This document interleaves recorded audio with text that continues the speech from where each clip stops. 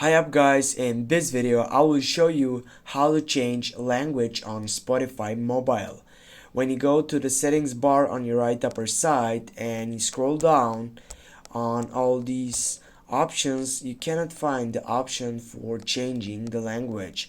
That means that there is no option for changing language directly through the Spotify application. What you need to do, just simply you need to go down for about section and go for the support team on Spotify.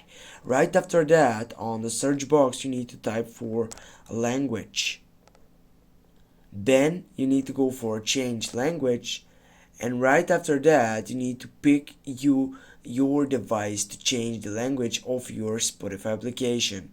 As you know, on my side I need to pick up the Android side, and then I'm gonna be able to change the language.